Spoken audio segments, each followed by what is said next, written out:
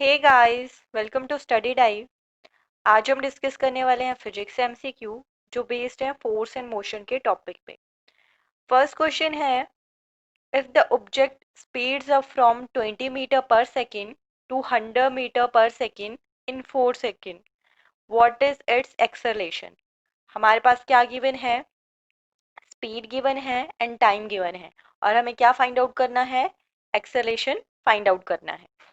तो इसके लिए हम दो तीन टाइप के फॉर्मूलाज यूज कर सकते हैं, जो भी आपको सही लगे वो फॉर्मूला आप चूज कर सकते हो। एक तो हो गया कौन सा? वेलोसिटी टाइम रिलेशनशिप, क्योंकि हमारे पास स्पीड गिवन है एंड एक्सेलरेशन हमें फाइंड आउट करनी है। दूसरा आप कर सकते हो कि जो डिफरेंस इन स्पीड है अपॉन टाइम करके भी आप एक्सेलरेशन फाइंड आउट कर सकते हो, क्योंकि एक्सेलरेशन क्या है? Change in speed per unit time. तो अगर हम किसका यूज करें? वेलोसिटी टाइम रिलेशनशिप का यूज करें तो क्या हो गया? v is equal to u plus a t. ये रिलेशनशिप हमने मोशन वाले चैप्टर में पढ़ा था। तो यहाँ पे जो v है वो क्या आ गया? फाइनल स्पीड आ गई, u इनिशियल स्पीड है, a एक्सेलरेशन है एंड t क्या है? टाइम है। हमें क्या फाइंड आउट करना है? a फाइंड आउट करना है। v कितना है? 100 मीटर पर सेकेंड, u की वैल्यू है 20, a की वैल्यू हमें फाइंड आउट करनी है एंड t कितना है? 4 second. So 80 is equal to a4, और यहाँ से a की वैल्यू अगर हम निकाल ले तो कितनी आ जाएगी? 20 मीटर पर सेकेंड स्क्वायर। सो राइट आंसर हमारे पास आ जाएगा a। इसी तरह और दूसरा फॉर्मूला आप कौन सा यूज कर सकते थे? Change in speed upon time. तो चेंज इन स्पीड कितना आ गया? 100 माइनस 20 अपॉन टाइम। सो 80 अपॉन 4, अगेन हमारे पास आंसर क्या आ जाता? 20 मीटर पर सेकेंड स्क्वायर। तो इस तरह आप अलग अलग फॉर्मूला यूज करके भी एक आंसर फाइंड आउट कर सकते हो। नेक्स्ट क्वेश्चन है, what does the gradient of distance time graph tell us. जो डिस्टेंस टाइम ग्राफ है उसका ग्रेडियंट, ये आ गया हमारे पास डिस्टेंस टाइम ग्राफ, और इसका जो ग्रेडियंट है वो हमें क्या बताता है?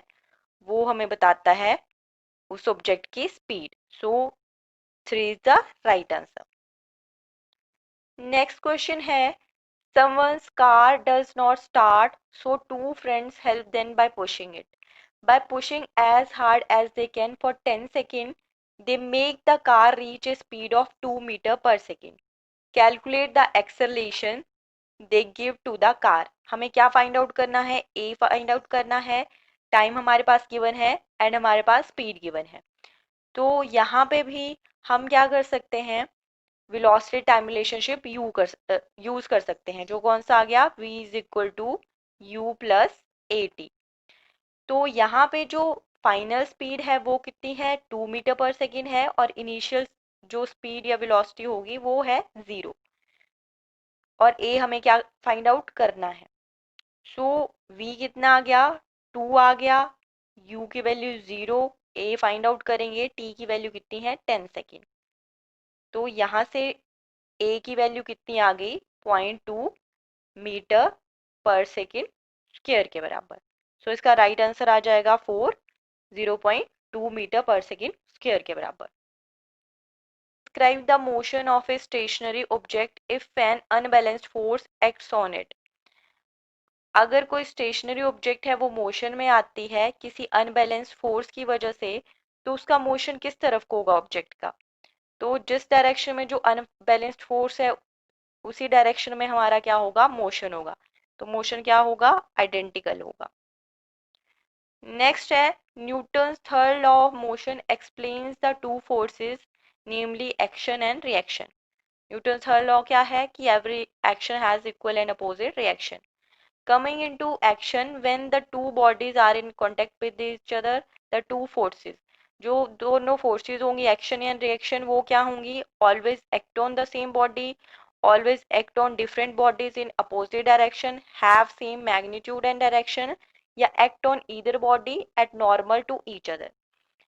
तो जो न्यूटन्स थर्ड लॉ है उसके अकॉर्डिंग जो टू फोर्सेस होंगी वो ऑलवेज कहाँ पे एक्ट करेंगी, एट या on different bodies in opposite direction. तो इसका राइट आंसर हो जाएगा 2। नेक्स्ट क्वेश्चन है, suppose a boy is enjoying A ride on A merry-go which is moving with a constant speed of 10 meter per second. It implies that boy is, क्या कर रहा है एक बॉय, क्या कर रहा है, इंजॉय कर रहा है ride on A merry go round, जो इस तरह का होगा। तो मतलब किस तरह के मोशन में है, सर्कुलर मोशन है। तो हम क्या बोल सकते हैं, the it implies that boy is at rest moving with no acceleration in accelerator motion, या मूविंग विद यूनिफॉर्म वेलोसिटी।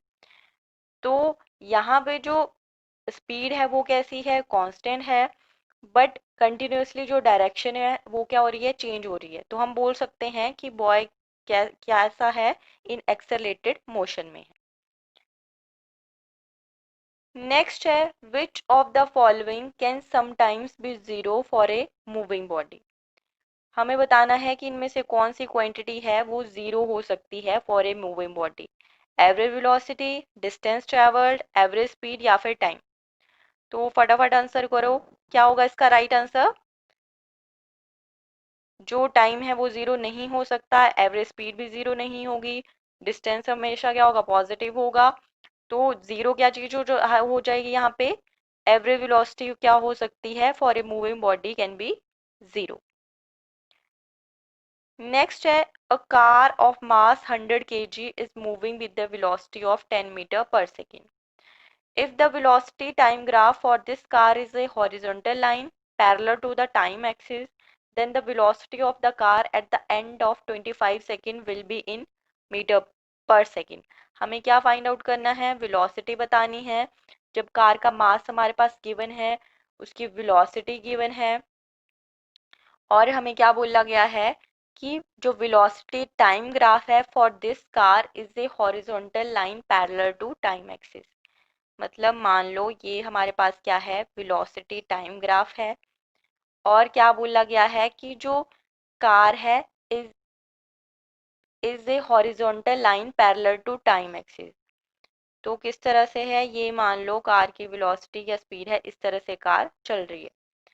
तो ये क्या है, पैरेलल है टाइम एक्सिस के। तो जो स्पीड है इसका मतलब क्या हो गया, इस तरह का ग्राफ हमने पढ़ा था मोशन के चैप्टर में। जब ये ग्राफ होगा तो जो वेलोसिटी होगी वो क्या होगी, कांस्टेंट होगी। मतलब ये 10 मीटर पर सेकेंड वेलोसिटी के साथ ही जो हमारी कार है वो मूव कर रही है।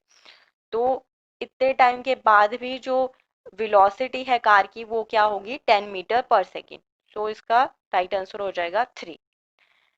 तो ये थे आज के लिए कुछ क्वेश्चन। अगर आपको समझ नहीं आए हों तो आप एक बार फिर से मोशन वाला चैप्टर देख सकते हो, वहाँ पे हमने सारे फॉर्मूलाज अच्छे से डिस्कस किए हुए हैं। अगर वीडियो अच्छी लगी हो तो प्लीज़ वीडियो को लाइक कर दें, और चैनल पर नए हैं तो चैनल को सब्सक्राइब कर दें, ताकि आप नई वीडियोस मिस ना करें। Thank you.